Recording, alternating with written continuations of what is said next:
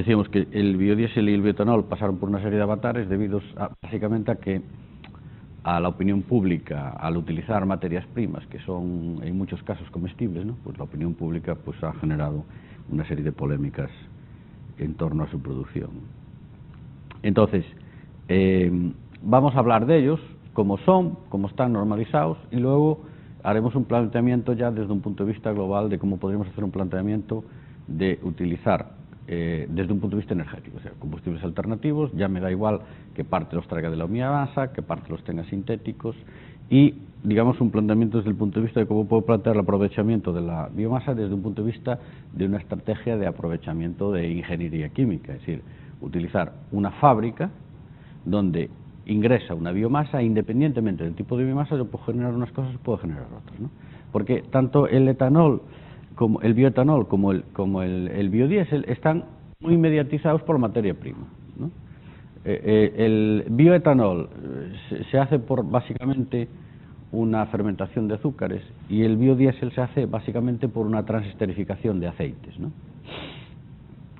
Entonces tengo que tener aceites o tengo que tener azúcares o almidón, básicamente para obtener estas materias primas. Y las plantas lo que tienen es mayoritariamente celulosa. Entonces, si quiero aprovechar la celulosa, y si quiero aprovechar el azúcar, y si quiero aprovechar el aceite que tenga la planta, entonces no existe un solo proceso que me permita hacerlo todo. Con lo cual tengo que recurrir a desechar. Si voy a sintetizar bioalcohol, fermento lo que pueda fermentar la planta, el resto lo tiro, lo aprovecho o hago otras cosas con él. Si voy a sintetizar biodiesel, entonces tengo que aprovechar solo la parte que es el aceite y el resto lo tiro, ¿no? Entonces la idea es, desde un punto de vista energético, plantear lo que es la estrategia de la biorefinería, es plantear un aprovechamiento integral de toda la parte de biomasa para todos los tipos de combustibles que puedan. De hecho, son los derivados del transporte, y luego lo que me sobre lo puedo gasificar para aprovechar biogás, y luego si puedo todavía fermentar los residuos para hacer hidrógeno, pues aprovecho el hidrógeno y todo lo demás, ¿no? Es decir, establecer una estrategia de aprovechamiento a partir de una planta en la que se procese todo. Lo mismo que hacemos con el petróleo en las refinerías de petróleo, ¿no? En las refinerías de petróleo aprovechamos los sólidos para hacer asfaltos, los líquidos para hacer las gasolinas, el queroseno y el gasoil, y los gases para hacer los gases combustibles, ¿no? Esa es la idea. De todas formas, en estos momentos el biodiesel es un bien de consumo notable. Ya hay un consumo importante en España, en Europa y en el mundo, aunque en realidad el biodiesel es combustible muy europeo, ¿no? Es decir, digamos, las grandes iniciativas de fomento del uso y distribución del biodiesel pues son básicamente europeas. ¿Por qué? Porque el parque automovilístico europeo tiene una alta densidad de motores diésel. Bueno, técnicamente que el biodiesel es un combustible a partir de materias renovables, como son aceites vegetales, que se puede usar en los motores diésel. Es decir, no hay una definición técnica del biodiesel tan técnica como ser la definición técnica del bioetanol, ¿no? Porque en realidad sabéis que por su ciclo y por su forma de trabajar, los motores diésel son mucho más tolerantes al índice de cetano del combustible que los motores de gasolina, ¿no? Entonces, digamos, en un motor diésel podemos quemar desde el propio aceite, podemos echar el aceite, lo podemos quemar, a mezclas de aceites, mezcla de aceite con gasolina, mezcla de gasoil con aceite. Es decir, el motor diésel es muchísimo más tolerante, ¿no? Entonces no hay una definición técnica de un producto químico que diga el biodiesel es esto, ¿no? O por lo menos de una definición tan clara como es el caso del bioetanol. El bioetanol tiene que tener una pureza del 99,6% de etanol. En el caso del biodiesel se define como un combustible producido a partir de materias de base renovable, como son los aceites vegetales, ¿no? Aunque hay otras materias de base renovable que me pueden servir. Químicamente, si lo producimos a partir de un aceite, es el éster de alquilo, de metilo y de etilo derivado del aceite. Y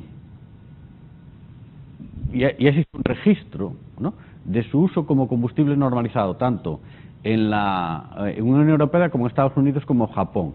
Es decir, su composición hoy día está normalizada. Si nosotros nos vamos con un coche desde aquí hasta Estados Unidos normalizado para el uso del combustible biodiesel B20, funciona igual, lo mismo que con la gasolina, ¿no? Nos marchamos con un coche de gasolina homologado de gasolina sin promo para Estados Unidos, funciona porque las composiciones están homologadas, ¿no? Bueno, pues el biodiesel ya está homologado en todo el mundo, ¿no? Bueno, ¿cómo es el proceso? A ver, en un coche de un motor diésel se puede quemar directamente el aceite, ¿no? La diferencia fundamental del aceite al diésel es la cantidad de humos que genera, la cantidad de partículas que genera, ¿no? Entonces, no es recomendable quemar un aceite directamente porque genera demasiado hollín. Si se hace una pequeña transformación química que se llama transesterificación, esa transesterificación suaviza o reduce la cantidad de partículas que emite la combustión de ese aceite, entonces lo transforma y reduce su densidad y aumenta su viscosidad, ¿no? Reduce su viscosidad y lo hace más parecido en propiedades físicas que un aceite normal, más parecido al gasóleo, ¿no? Pero pensar que no tiene nada que ver, O sea, el gasóleo formalmente, desde un punto de vista químico, ¿qué es? Hidrocarburo, básicamente hidrocarburos un poco más pesados que la gasolina, La gasolina es octano, 8, cadena 8, lo que pasa es que como hay muchos ramificados, pues es una mezcla de todos esos ramificados, de 8 carbonos. El diésel va más al decano. El índice que se utiliza para medir el diésel es el decano, o sea, 10 de cadena. Es un poquito más denso, es tiene un pelín de más de densidad energética, de almacenamiento, y más viscoso que la gasolina, ¿no? Pero también es un hidrocarburo. Esto estamos hablando de un aceite, es un ácido graso, no tiene nada que ver químicamente. Simplemente que con este proceso de transesterificación, sus propiedades físicas de esta mezcla que tenemos porque en realidad sabéis también que los aceites, el aceite que sacamos de las semillas, no es un compuesto químico tampoco, ¿no? Sino que es una mezcla de compuestos químicos que son ácidos grasos, oleico, linoleico, palmítico, esteárico, todos esos son una mezcla de ácidos grasos. Un aceite de girasol o un aceite de oliva se diferencian entre la distinta composición en ácidos grasos que se tiene, ¿no? Tienen los mismos ácidos grasos pero en distintas composición y por lo tanto no son tampoco químicamente un compuesto químico, ¿no? Bueno, este proceso de transesterificación funciona con todos los ácidos grasos, genera el éster metílico de los ácidos grasos y produce una sustancia cuya mezcla en función del origen pues le llamamos biodiesel, ¿no? Entonces, fijaos que al no tener un compuesto químico ni tener tampoco un compuesto químico de referencia como es el gasóleo normal, que también es una mezcla, entonces las propiedades del combustible las definimos en base a sus propiedades físicas, básicamente, ¿no? Es decir, podríamos meter como biodiesel cualquier cosa que viniese de la biomasa y que cumpliese los requisitos de condiciones físicas que le estamos exigiendo al gasóleo o al biodiesel, ¿no? En este caso el gasóleo o el biodiesel. Lo cual quiere decir que hay otras cosas que se pueden meter ahí como biodiesel y hay propios aceites naturales que no soy capaz de meter ahí como biodiesel, ¿no? Es decir, uno de los problemas que tiene la industria del biodiesel ahora es que no todas las mezclas o todas las especificaciones que tengo de un aceite que puedo generar de cualquier sitio me sirven para generar biodiesel que luego se puede comercializar bajo norma. ¿Por qué? Porque la norma de combustión es bastante estricta y las grasas y los aceites tienen unas composiciones muy diferentes de nosotros, con lo cual o el proceso químico es muy fino y tiene muchas rectificaciones para meterlo dentro de la norma y eso encarece mucho el resultado, o bien pues hay que andar jugando con mezclas para que la mezcla de la norma entre dentro de las exigencias de la norma, ¿entendéis? Por eso es un poco, en estos momentos la industria del biodiesel es un poco errática, es decir, no sabe muy bien por dónde tirar, ¿no? Se sabe que hay una serie de aceites que funcionan muy bien, pero los que funcionan muy bien en estos momentos son aceites que además son comestibles, con lo cual volvemos a generar la polémica de si hay que usar aceites comestibles para generar un combustible y todo lo demás, ¿no? Básicamente la reacción química es algo parecido al que se produce en la saponificación, en la generación de jabones. Es un aceite vegetal más un alcohol para un metiléster más la glicerina o el glicerol, ¿no? Por ejemplo, la norma americana define al biodiesel como el éster monoalquílico de cadena larga de ácidos grasos derivados de recursos renovables, como por ejemplo aceites vegetales o grasas animales, para ser utilizados en motores diésel. Bueno, esa es su definición. Evidentemente, dada la complejidad de este tema, o sea, de lograr un combustible con unas propiedades físicas, en realidad no se usa el biodiesel como tal, sino que lo que hacemos es, fabricamos todo lo que podemos, lo mezclamos con el gasóleo convencional y generamos lo que se llaman los biodiesel comerciales, que están bajo una norma de mezcla. ¿Cómo se llama la norma de mezcla? La norma de mezcla se llama el bioesteraje, ¿no? Es decir, realmente lo que nos dan en los surtidores no es un biodiesel o un diésel o un gasóleo obtenido 100% de la biomasa, lo que le llamaríamos B100, es decir, 100% de índice de esteraje, sino que el que está comercial homologado en todo el mundo en estos momentos, es decir, el que, si nosotros llevamos un coche homologado para consumir diésel B20, lo podemos utilizar en todo el mundo, aunque hay especificaciones europeas de B30, pero no nos serviría para ir a cualquier sitio. Pues sería el diésel en base 20, o sea, 20% de este biodiesel generado a partir de fuentes renovables y el resto de gasóleo normal. Aún dentro de la norma se permite también especificaciones que supongan un aditivo, por ejemplo, etilterbutiléter, que es un aditivo renovable que se saca en el proceso de producción del bioetanol, se lo podemos echar al biodiesel para meterlo dentro de la norma y seguiría siendo renovable. Es decir, no le tengo que echar el 20% de biodiesel y no podría echar el 20% más un aditivo hasta entre un 1 y un 5%, ¿no? B20, es decir, 80% en el tema comercial sigue siendo un aceite, un gasóleo derivado del petróleo. Ese proceso, a ese proceso, el índice de mezcla se llama biomasicidad o bioesteraje, que es lo que me determina su nombre comercial, B20, 20% de aceite comercial, que consiste en la relación entre el biodiesel y el diésel derivado del petróleo, que en términos técnicos se llama petrodiesel, y siempre va con esta nomenclatura, o BXX en la norma europea, B20, o en la americana BD20, sería BD20, el biodiesel 20. Bueno, ahí tenéis el proceso, o como sería el ciclo del proceso de obtención de un biodiesel convencional, en este caso a partir de una planta oleaginosa. Repito, un biodiesel no necesariamente tiene que obtenerse de una planta oleaginosa, sino de cualquier planta que genere unas sustancias grasas que sean susceptibles de ser transesterificadas, ¿no? Y que el resultado de esa transesterificación, de esa reacción química, pueda ser una mezcla química que tenga las propiedades físicas que le exige la norma. No son propiedades químicas, bueno, alguna química sí porque exigen pH, pero la mayor parte son propiedades físicas. Entonces, el proceso sería una planta que tiene, si es posible, un alto contenido de aceites para obtener el máximo rendimiento, una extracción de este aceite, extracción que depende del tipo de planta.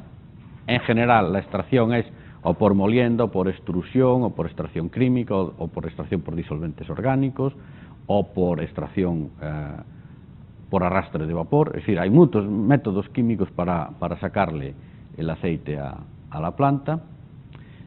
No es solo por extrusión, de hecho la extrusión no se utiliza porque tiene un rendimiento muy bajo. Y luego una planta química que básicamente consiste en un reactor de transesterificación en el que se produce la reacción de transcripción con los catalizadores correspondientes. Hay muchos métodos de hacer la reacción, ¿no? Aunque el tradicional, este que anda por ahí la receta de hazte tu gasóleo en casa, es con un catalizador básico. Un catalizador básico que es básicamente un metóxido, es una disolución de NaOH en metanol. Bueno, y luego ya este producto que se genera aquí pasa a distribución, en general, ya distribución en forma de mezcla. Es decir, en esta misma planta se hace la mezcla con el gasóleo convencional y se pasa a la distribución directamente en forma de biodiesel.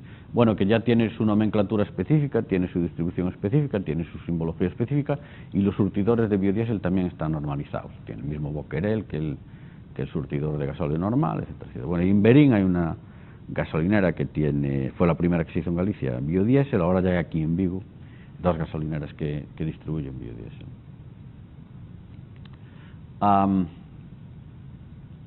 ¿Qué ventaja tiene la utilización de biodiesel respecto del diésel normal? Pues este 20% está calculado más, es un cálculo, si hacéis un cálculo le restamos a ese 20% de gasóleo renovable la cantidad de CO2 que captura la planta durante su vida, que al fin y al cabo es lo que hay que descontar para hacer las cuentas de Kioto, pues el B20 sería lo suficiente para hacer cumplir los objetivos del protocolo de Kioto, ¿no? Es decir, cuando se definió, ahora ya estamos en el segundo protocolo, no estamos en el primero, pero en el primero era, haciendo los cálculos para que, sustituyendo el tráfico de diésel por biodiesel, diesen unas cifras que sí ya permitieran una reducción neta de la emisión de CO2. El objetivo es simplemente bajar la emisión de CO2 por transporte. Y de hecho, bueno, como anécdota, el que inventó el motor diésel, el Rudolf Diesel, primero lo empezó usando a funcionar como precisamente como un aceite. No había gasóleo, no podía probarlo, ¿no? De hecho, bueno, durante muchos años, no sé si oísteis hablar la historia del famoso motor Elsbeth, ¿no? Que fue un motor diseñado después de esto por un belga que se llamaba Elsbeth, que se dedicaba a diseñar un motor específicamente diseñado para quemar aceites vegetales, por el problema de si efectivamente había o no había el tema había una falta de suministro de petróleo, ¿no? Quiere decir que el motor diésel está perfectamente preparado en su propia concepción, aunque en algún momento dado había fabricantes que decían que perdías la garantía del motor si le echabas biodiesel y tal. Hoy en día está superado por la normativa europea, ningún fabricante le está permitido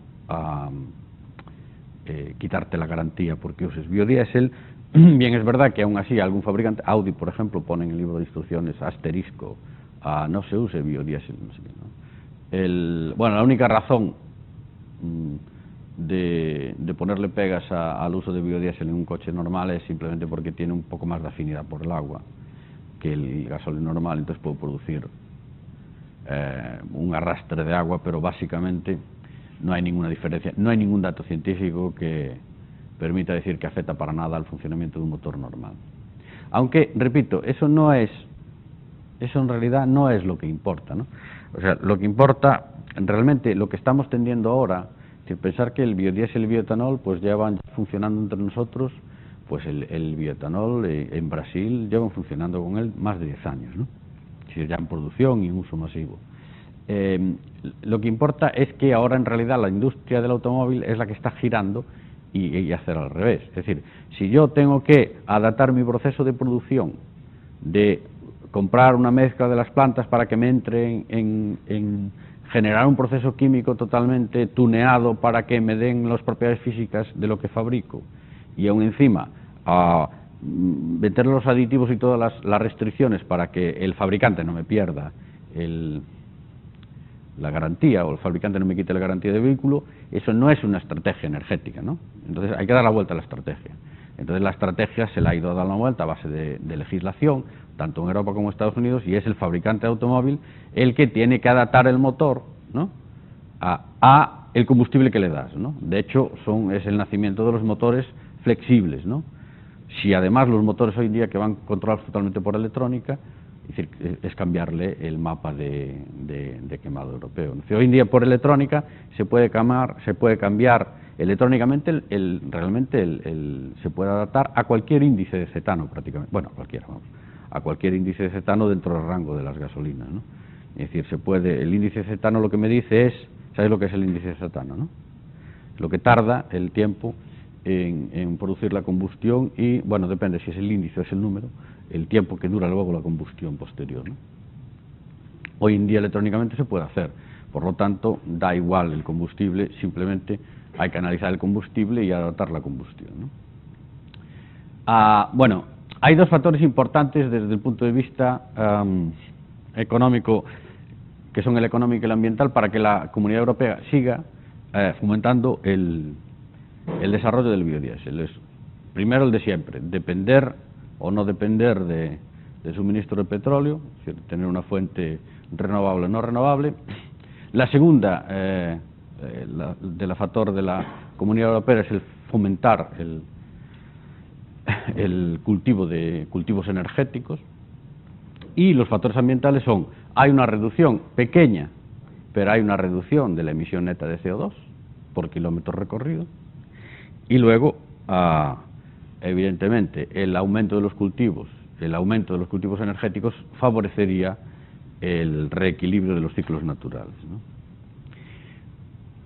Bueno, lo que decía, las características. Ahí tenéis una comparación entre las características físicas de un aceite normal y un gasóleo estándar, ¿no? Gasóleo estándar.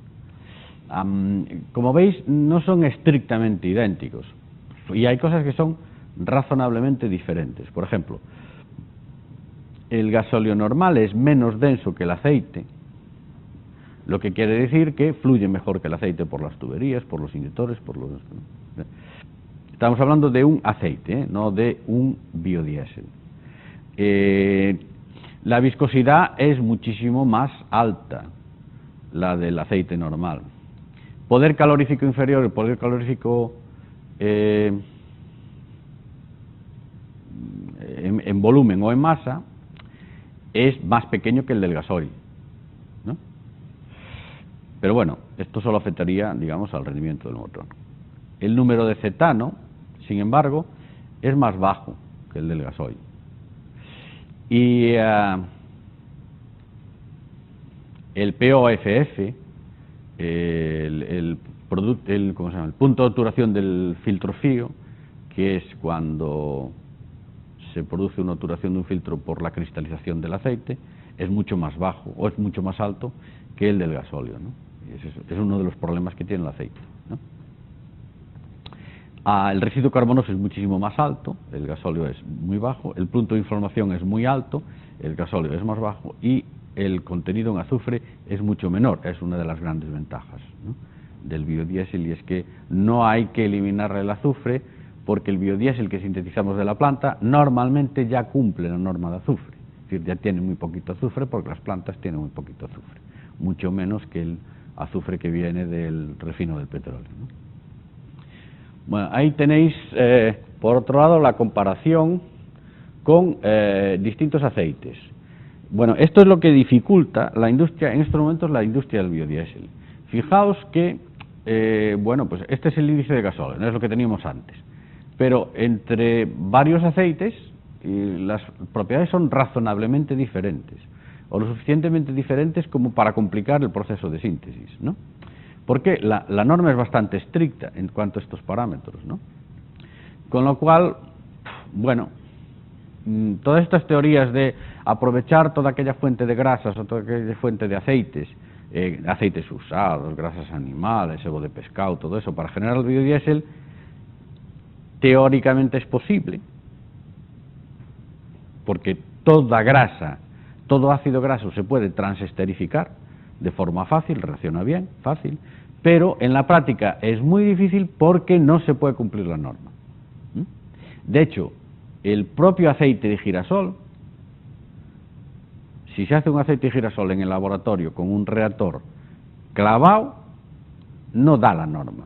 O sea, la norma está pensada más bien en el aceite de colza que en el aceite de girasol. O sea, concretamente el índice de yodo, el aceite de girasol se lo salta, ¿no? Es decir, es muy difícil luego ponerse a producir de verdad el proceso del biodiesel, porque la norma es muy estricta, y la norma esta estricta es lo que está estudiando la Comunidad Europea cambiarla. Es decir, así como los americanos en el tema del bioetanol sí ya establecieron un protocolo de combustión flexible, ¿no?, que es más fácil, porque todos los motores de gasolina llevan un mapa de inyección electrónica ahora, o casi todos prácticamente. En el caso del gasol, no todos, como se produce a través de una bomba de inyección que suele ser mecánica y no electrónica, no todos los mapas de combustión se pueden cambiar tan fácil, ¿no? Entonces en Europa están trabajando en posiblemente suavizar la norma para ampliar el campo de los posibles aceites que se puedan usar y bueno, también ver cómo se puede cambiar la tolerancia a los fabricantes de los motores para obligarles a que puedan consumir más biodiesel, ¿no? Aquí tenéis, por ejemplo, el aceite de girasol, la densidad es de 0,92, el metiléster 0,89, es decir, en el proceso de transitificación la bajamos, pero aún así no es igual que la del gasóleo. El aceite de colza de 0,9 pasa a 0,883. El punto de ignición 63, 215 el del aceite, y con el tren esterificación lo bajamos a 183. En el caso del de colza, el aceite original tiene 200, y en el caso del metiléster, es decir, transesterificado, baja a 153. Fijaos que hay ya una diferencia importante de unos aceites a otros, ¿no? Esto sería aceite de girasol más metóxido para formar el metiléster del aceite de girasol más glicerina, separando la glicerina, es decir, quedándonos solo con el metiléster, y esto sería hacer lo mismo con aceite de colza, ¿no? En el caso de la viscosidad es 3,2 el del gasóleo normal, 35 del aceite de girasol y 4,2 el de su metiléster. El aceite de colza 39 y el del metiléster del aceite de colza 4,8. Fijaos que el metiléster, este proceso de transfiguración siempre se hace para que las propiedades físicas se parezcan más a las del aceite original, a las del gasol estándar. El número de cetano es de 45 a 50 en el gasoil, 47 a 51 en el metiléster del girasol, pero el del aceite es 33. Y 52 en el metiléster del aceite de colza, cuyo índice o número de octano es de 35 a 40. Calor bruto de combustión, aquí falta algún número, es de prácticamente el calor de combustión no cambia, porque la composición, el número de carbonos que tiene y de hidrógenos prácticamente es el mismo, ¿no? El del aceite original que el del aceite transesterificado. El punto de enturbiamiento cambia, entre 0 y más 3, 3, menos 3 y menos 6,6. El tanto por ciento en azufre, como veis, el que viene de la biomasa es muy bajito siempre. Una de las ventajas del biodiesel es que no hay que limpiarlo de azufre, cumple siempre la norma de azufre. Y luego la producción del residuo de carbón es mucho más alto, bueno, porque viene de plantas y su combustión es un poco más dificultosa que del gasóleo normal. Bueno, como hubo una polémica durante bastante tiempo con el tema de si el biodiesel sí o el biodiesel no, hay países que sí, hay países que no. Francia, por ejemplo, es el país de Europa que tiene muy implementado el biodiesel. Alemania tiene un consumo muy alto de biodiesel. En España se consume muy poco, pero es uno de los países que más produce biodiesel del mundo, ¿no? Es una cosa un tanto rara que hay aquí. Entonces hicieron muchas pruebas, ¿no? De hecho, pues el CETAC ahora tiene un proyecto de investigación aquí con la escuela, buscando también comparaciones entre el diésel y biodiesel, ¿no? Pero al final siempre sale lo mismo, ¿no? O sea, no hay diferencia, no hay ninguna justificación. Puede ser que gaste un poco más los tubos, puede ser que eche un poco más de hollín, pero nunca hay ninguna justificación para no sustituir un gasóleo normal por un biodiesel, ¿no? En los ensayos de cortas duración, resultados experimentales más o menos iguales, propiedades similares, y en los de larga duración, bueno, lo único que puede ver es que hay un poco más de incidencia de carbonilla, ¿no? Porque el aceite siempre suelta un poco más de carbón en su combustión y en la cámara de combustión, y en los motores de inyección directa, pues que, bueno, para la inyección directa hay que hacer un límite de mezcla según el tipo de aceite, ¿no? Pero bueno, en general, el biodiesel da buen comportamiento, más o menos la misma potencia, un pelín inferiores, lo mismo que o sea, a diferencia del gasoil normal, siempre son inferiores las del biodiesel, y un consumo ligeramente superior al del gasoil convencional. Este tema es importante porque efectivamente, si nosotros vamos a ahorrar con un diésel 20, pero aumentamos el consumo, al final se nos puede ir lo comido por lo servido, ¿no? De hecho, por eso es una de las cosas porque se está revisando la norma de los motores para que sean optimizados también para el consumo de biodiesel. Como defectos, puede empeorar el comportamiento del motor, aumento de inquemados y de emisiones, y este aumento crece a mayor presencia de aceite, ¿no? A peor calidad del biodiesel de transectificación. Bueno, ahí tenéis un mapa de emisiones, ¿no? Una comparativa de lo que son las emisiones tanto del B20 como del B100 como del gasoil, ¿no? Básicamente, el biodiesel es mejor en cuanto a emisiones, o reduce las emisiones del diésel convencional en cuanto al CO, es decir, da combustión más completa. En el caso del B20, hasta un 12% reduce las emisiones de CO y hasta un 48% en el caso del B100 respecto del gasoil normal. Se comporta mejor también en la emisión de partículas y se comporta peor en el caso de la emisión de óxidos de nitrógeno. O sea, salvo en el caso de la emisión de óxidos de nitrógeno, que pueden producir un ligero aumento, en todos los demás aspectos de las emisiones se comportan mejor el biodiesel que el diésel convencional.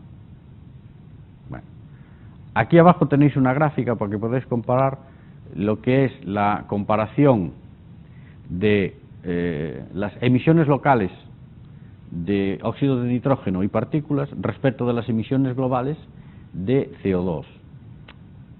Es decir, digamos, serían una especie de gráfico en torno a las ventajas y las desventajas de cada uno de los combustibles, ¿no? O sea, no viene exclusivamente al caso del biodiesel, sino que viene al caso de los combustibles en general. A ver, fijaos, la desventaja de los motores que utilizan como combustible gasoil o biodiesel es que sube para arriba las emisiones de óxidos de nitrógeno y de partículas. Subimos para arriba.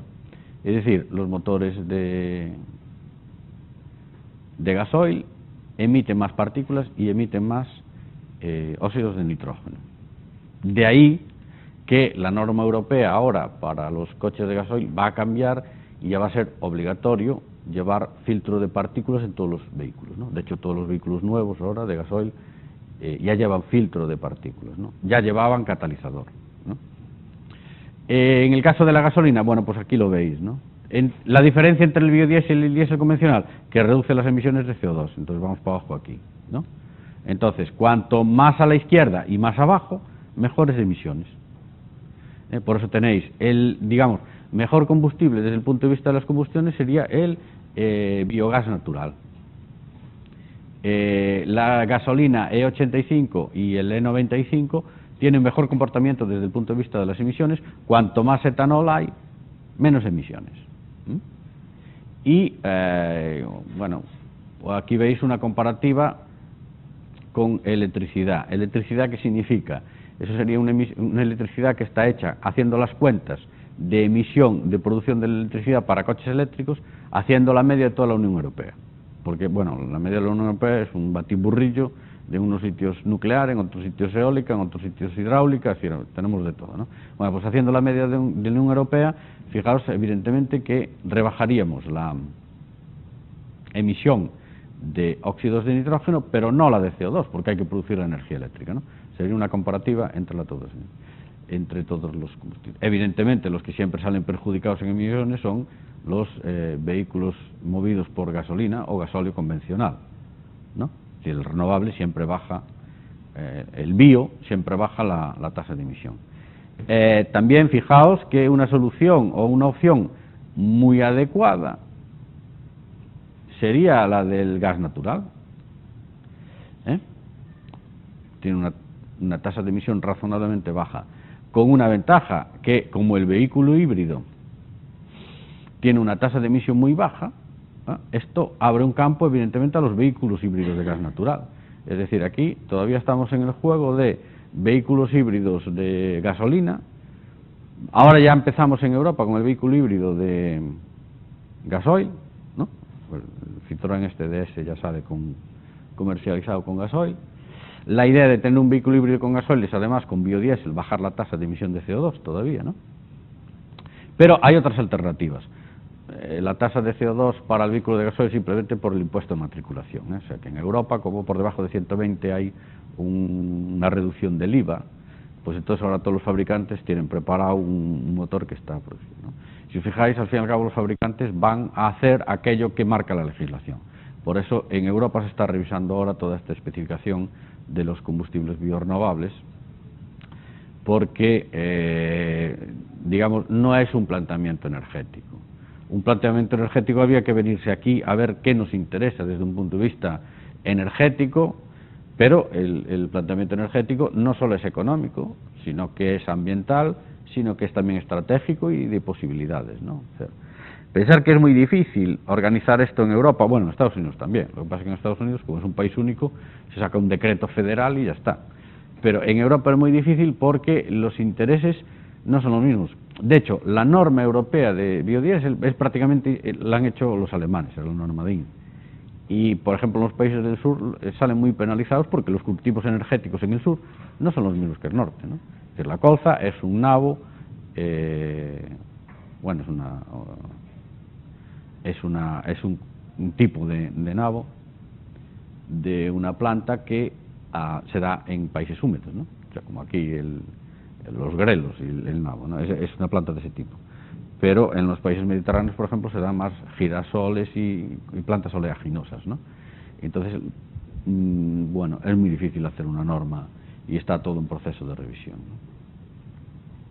Bueno, las normas que son compatibles que hay son la norma americana, que son las ASTM, y en Europa se rige toda por la CN 14214, que en España tiene un volcado a una UNE ISO. En ambas se especifican los parámetros de referencia para el biodiesel. Son, digamos, normas que están orientadas a garantizar que el biodiesel no infringe, entre comillas, las garantías de los motores de los fabricantes de estos vehículos y además que es tolerable ambientalmente, ¿no? Esos son los límites establecidos por las normas. Es decir, la norma me obliga a cumplir todos estos parámetros. Por eso es tan difícil llegar con la reacción química a cumplir estos parámetros, porque todo esto va a depender básicamente de la materia prima que use, ¿no? Es decir, por ejemplo, cumplir esta norma con un aceite de cocina usado es imposible. O sea, por mucho que es muy bonito, pero no es absolutamente imposible. O sea, si con el aceite de cocina usado lo transesterificas, es imposible sacar esto, ¿no? O sea, si hablamos de un planteamiento industrial, de verdad, entonces hay que irse ya a un proceso usando básicamente muy pocas materias primas, que son los aceites de girasol, colza, palma y pocos más, ¿no? Tenemos normalizados el punto de ignición, tenemos normalizados, sobre todo, esto es muy importante, el agua y los sedimentos, ¿no? Ahí sale penalizado el biodiesel a la capacidad de absorción del agua sobre la capacidad del diésel normal. La viscosidad también está normalizada, esto es relativamente fácil de alcanzar. Las cenizas de azufre, esto no hay problema para alcanzarlo. La corrosión de la cinta del cobre, es un poco más alta la corrosividad para los metales del biodiesel que del diésel convencional. El índice de cetano, que también está normalizado, el punto de condensación, el residuo carbonoso, el número del ácido, que es una especie de medida del pH, la glicerina libre, la glicerina total, el contenido de fósforo y la temperatura de destilación atmosférica, ¿no? En el caso del biodiesel B100 tienes esta especificación y la mezcla ya no exige especificación. O sea, si tú mezclas o bien tienes que hacer la norma sobre el biodiesel B20 o sobre el biodiesel B100. Si cumple el B100, entonces ya te permite mezclarlo directamente para hacer el B20, ¿no? El contenido en ésteres está muy normalizado, que tiene que ser mayor del 96,5%. Este es uno de los mayores problemas que tiene ahora en estos momentos la síntesis de biodiesel con otro tipo de materias primas que no sean los aceites vegetales, básicamente los aceites de plantas oleaginosas, porque no se alcanza este contenido de ésteres, ¿no? Por ejemplo, en el aceite que sacamos de las algas, ¿no? Es muy difícil hacerlo reaccionar para llegar a este altísimo contenido, se llama en inglés FAME, el contenido en ésteres de ácidos grasos. La densidad está normalizada, viscosidad cinemática, el punto de inflamación, contenido en azufre, residuo de carbono, índice de cetano, cenizas sulfatadas, contenido en agua, contaminación total, efecto de corrosión, estabilidad de oxidación e índice de yodo en el diésel 100. El índice de yodo en el diésel 100, que es uno de los problemas también que hay para cumplir, dependiendo del tipo de aceite que se utilice para sintetizar el biodiesel, ¿no? Bueno, posibilidades que tenemos de usar materias primas aquí. Insisto, con todos los problemas que tenemos de síntesis, ¿no? Y ya paro en esta. Aceites vegetales convencionales: girasol, colza, soja, coco o palma. De hecho, la mayor parte de los cultivos que se utilizan ahora para fabricar biodiesel son cultivos normales, es decir, no se ha cambiado la tecnología de los cultivos por cultivos energéticos, seguimos comprando, básicamente en Europa se compra mucho girasol de Argentina, etcétera, etcétera. Bueno, ahora en Europa, que es el sitio que más biodiesel se fabrica, es el sitio donde menos se autoabastece de aceite para fabricar el biodiesel, ¿no? Es decir, es el problema de los mercados, ¿no? Que al final una de las estrategias europeas era el fomentar el cultivo de cultivos energéticos, pero al final acabamos comprando el girasol de los argentinos, pues nos sale más barato, ¿no? Básicamente para el biodiesel. Si el objetivo es el biodiesel, entonces vamos a la materia prima más barata. Tenemos como otra posibilidad son los aceites vegetales alternativos, es decir, buscar aquellas plantas que me dan aceite en cantidad abundante y que específicamente son más fáciles de controlar para tener mejor controlado el proceso de formación de biodiesel. Serían básicamente del género de las brasicas, Brassica carninata, la Cynara cardunculus, la Camellia sativa. Son plantas del tipo de los nabos, ¿no? Son la familia esa de los nabos. La Camellia sativa es el cardo. Son plantas de este tipo, ¿no? Que tienen tubérculos y luego unas hojas que tienen un alto contenido en aceite, ¿no? El grelo es una planta que se puede utilizar para biodiesel. Son cultivos energéticos que tienen un alto contenido en aceites. Y en el caso de la jatrofa y el Pogianus, son otras plantas diferentes, pero son de ese tipo de plantas. Unas son las brasicas son de cultivos que necesitan humedad, y la jatrofa, por ejemplo, es una planta que se puede cultivar en el desierto, es decir, dentro de la variedad vegetal, pero que no son plantas habituales, no son cultivos habituales, porque los cultivos habituales son los de consumo humano. Esto sería ya implementar cultivos energéticos. Esto estuvo muy cuestionado por el tema de si el girasol es para comer o si el girasol es para fabricar gasóleo, ¿no? Entonces, digamos, esto le conformamos este tipo de materias primas para el biodiesel, le llamamos la primera generación del biodiesel. A este tipo de propuesta le llamamos la segunda generación de biodiesel, y si queremos meter esto también, ¿no? Porque tenemos otras alternativas: el sebo de pescado, la grasa del pollo, el sebo de carnero, es decir, todas estas grasas, pero de momento todas estas grasas es muy difícil llegar a cumplir la norma. Entonces, digamos, la segunda generación del biodiesel sería esta, es decir, utilizar cultivos específicos para hacer un diésel que cumplir la norma, ¿no? Hoy en día la tendencia ya es cambiar el sistema y ver a ver qué puedo hacer para adaptar los motores a un amplio gama de materias primas, ¿no? En vez de adaptar las materias primas a cumplir las especificaciones del motor. Vale. Mañana seguimos.